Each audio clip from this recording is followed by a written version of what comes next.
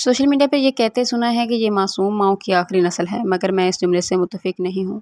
मैं ये कहूँगी कि हमारी माएँ मासूम नहीं थीं, वो रवायात में कैद थीं, जिन्हें कभी अपनी पहचान बनाने का मौका ही नहीं दिया गया। हमारी माँओं को ना तो दीन सिखाया गया, ना ही उनको कुरान और सुन्नत के मुताबिक तालीम दी गई। ना बैंकिंग सिखाई गई, ना दस्तावेज़ात भरने आए, ना अपने हक़ के लिए बोलना सिखाया गया। उन्हें बताया गया कि बस खाना बनाना, घर सँभालना और बच्चे पैदा करना ही असल कामयाबी है। उन्हें कभी ये नहीं सिखाया गया कि वो अपने नाम की पहचान भी बना सकती हैं। ना आज़ादी थी, ना खुद अख्तियारी थी, हर फ़ैसला कोई और करता। ये मासूमियत नहीं महरूमी थी, ये मासूमियत नहीं थी, ये तालीम की कमी, आज़ादी से महरूमी और मौका ना दिए जाने का नतीजा था।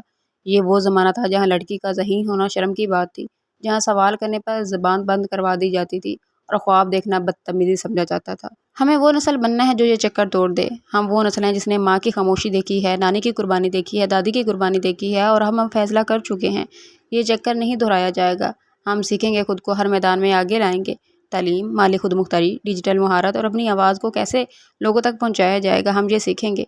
लेकिन याद रखें, हम इस्लामी हदूद में रह कर आगे बढ़ेंगे। हमें दुनिया नहीं बहकाएगी, हमें सोशल मीडिया की चमक नहीं बल्कि कुरान की रोशनी और हदीस की रहनुमाई चाहिए। इस्लाम ने औरत को कभी नहीं रोका, बल्कि सबसे पहले इल्म का हुक्म औरत और मर्द दोनों के लिए है।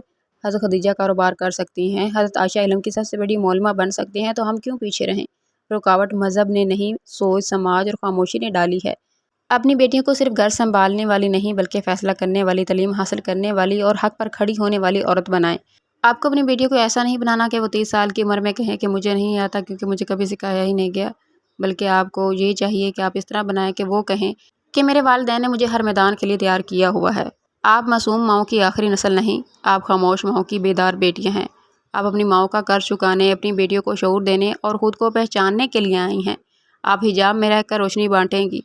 आप इज़्ज़त के दायरे में चलकर तरक्की का सफ़र कर सकती हैं और आने वाली नस्लों को बस एक जुमला नहीं, एक मिसाल बनकर दिखा सकती हैं।